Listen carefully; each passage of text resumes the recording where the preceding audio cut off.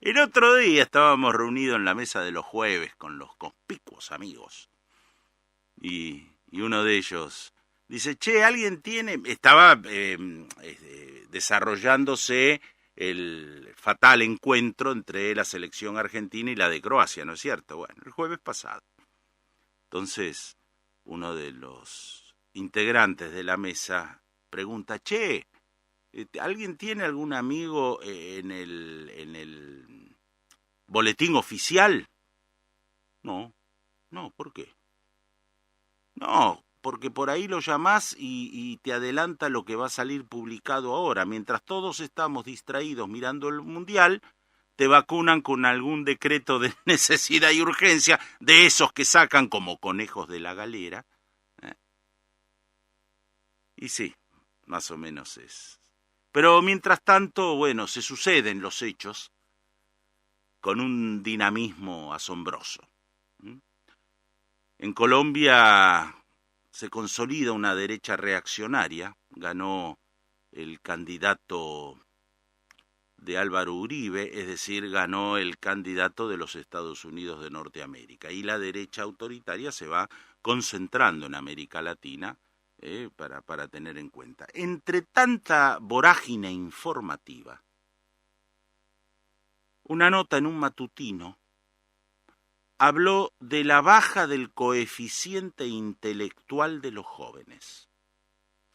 Pero también alude a los no tan jóvenes que están enfrascados, metidos,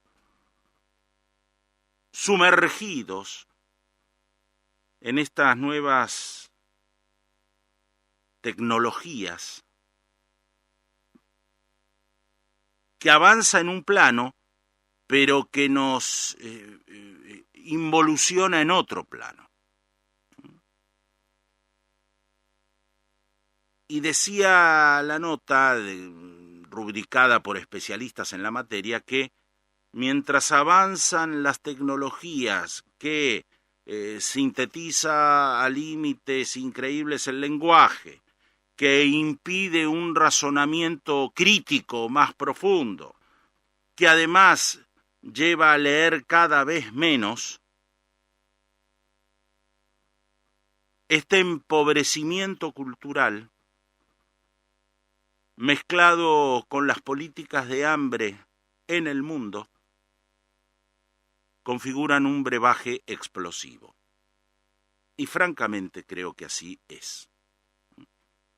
No vamos a negar el avance de la tecnología en muchos aspectos de la vida humana, en el científico, desde luego, la medicina, cómo ha avanzado. Implica que la calidad de vida aumenta y demás, sí.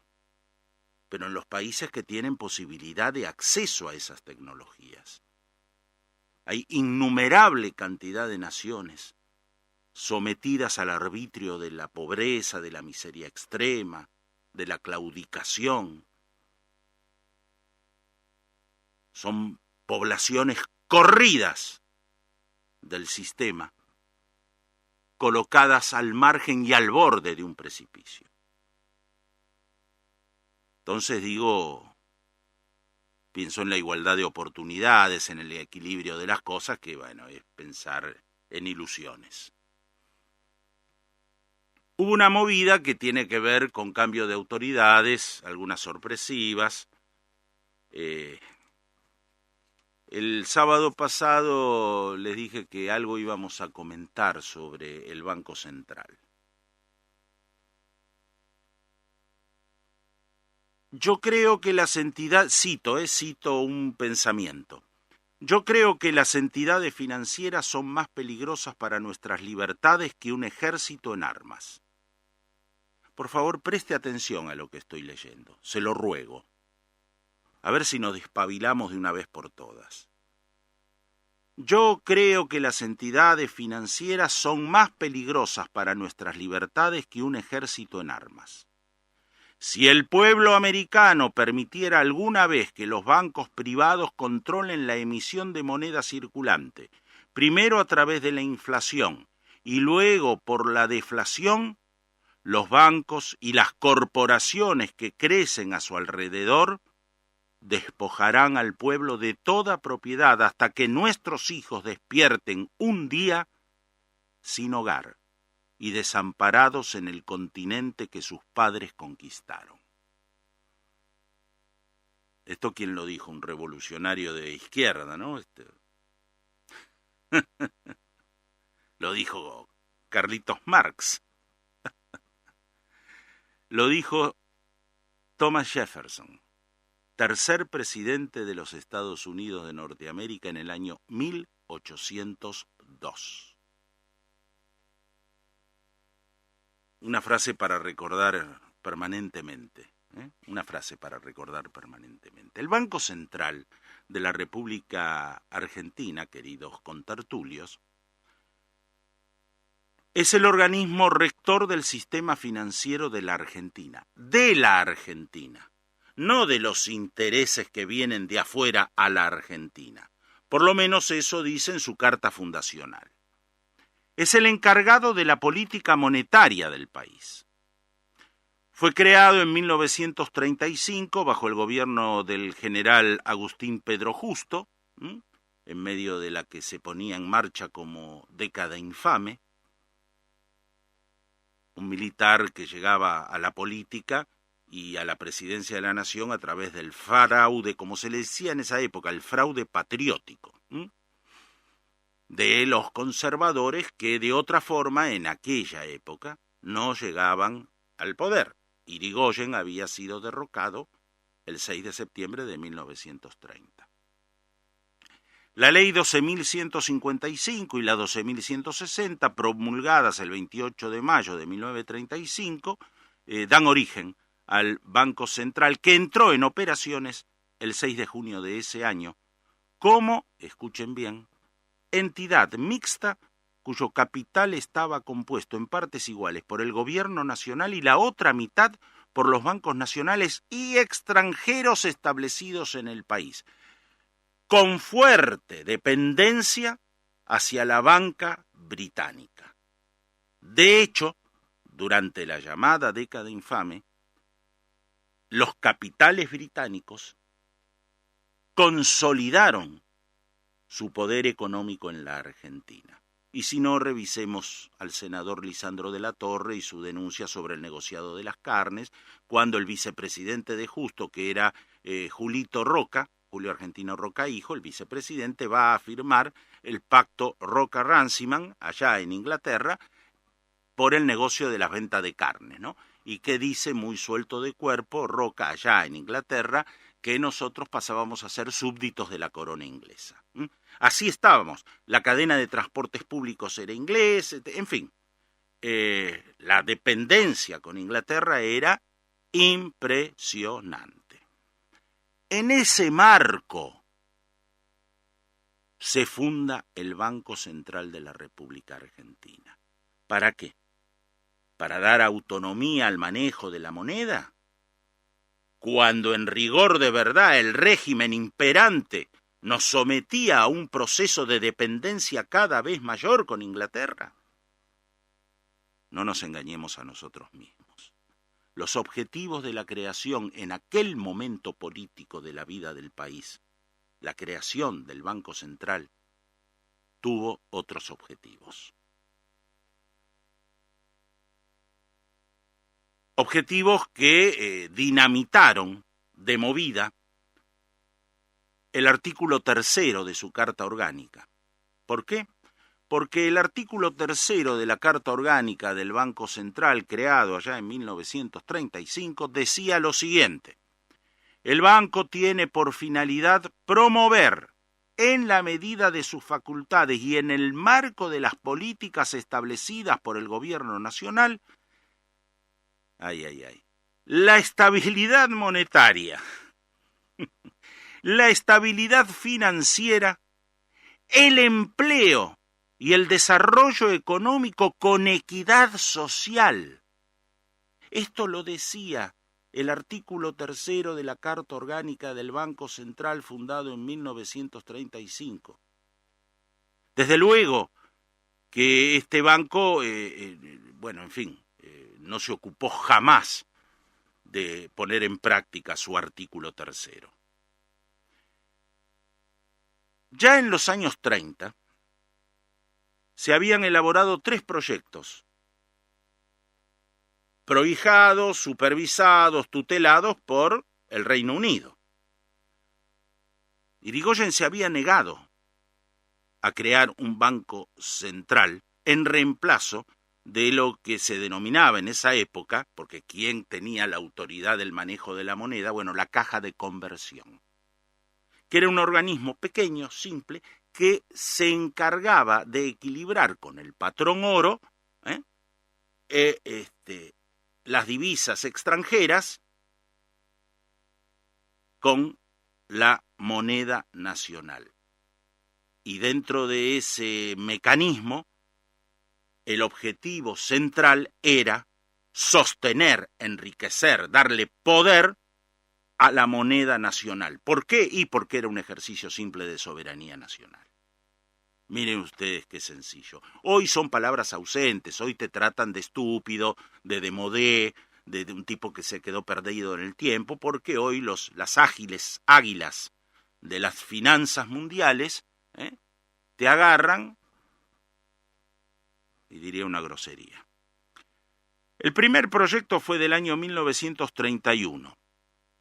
Surgió en el seno de la llamada Comisión Uriburu, presidida por el ministro de Hacienda Enrique Uriburu, familiar del general José Félix Uriburu, el primer dictador en la historia contemporánea de la Argentina. Ahí ya andaba dando vueltas el señor Prebisch, Raúl Prebisch, un economista que después estuvo presente en otras etapas de la vida del país. Prebisch participó activamente de todos esos proyectos. En 1933 es el ministro de Hacienda, no existía el Ministerio de Economía, existía el Ministerio de Hacienda.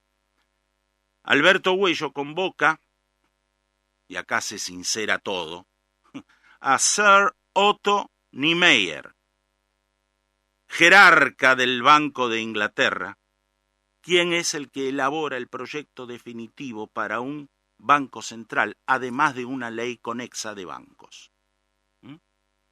Después viene otro conocido de la economía argentina, siempre el establishment dando vuelta, el elenco estable, ¿no es cierto? Federico Pinedo, creo que abuelo del actual Federico Pinedo, que a cargo del Ministerio de Hacienda en el año 1934 solicita a Prebisch revisar el proyecto. Prebisch se reúne con Sir Otto Niemeyer y juntos hacen el Banco Central. Hoy por hoy todo está desvirtuado, hoy por hoy es una timba financiera, hoy por hoy, ¿por qué no pensar en eliminar el Banco Central? Hay economistas que lo piensan y lo dicen públicamente y lo fundamentan, por supuesto, mucho mejor que yo. ¿Por qué no eliminar esa máquina de obstrucción al servicio de la especulación financiera? Hoy tienen como presidente del Banco Central a un hombre que viene de las cuevas de la especulación financiera, atendido por sus propios dueños, diríamos. Entonces, ¿por qué no pensar que en un gobierno que venga con un criterio genuinamente revolucionario de cambio, se elimina el Banco Central? ¿Volvemos a la caja de conversión? No lo sé. Que un equipo de economistas lo decida, o una reserva federal a la manera de Estados Unidos, pero que vigile y controle y enaltezca nuestra moneda nacional que hoy no existe, definitivamente no existe. Y volvemos a Thomas Jefferson, ¿no? Piensen ustedes que en 1802, el que fuera presidente de los Estados Unidos decía: yo creo que las entidades financieras son más peligrosas para nuestras libertades que un ejército en armas.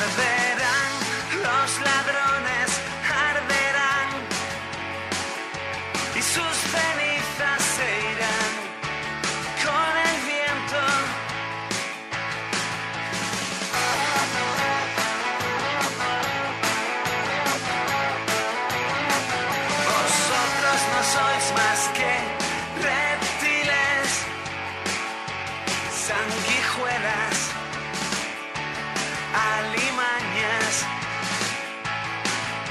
piratas del aire mal nacidos, devolvernos la luz a los ciegos, y todo será mucho mejor que ayer, y al final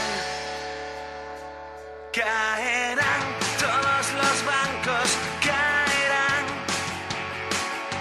y sus ruinas serán el cemento, la semilla de la nueva cacería, y no oiremos vuestros lamentos, y todo será mucho mejor que ayer.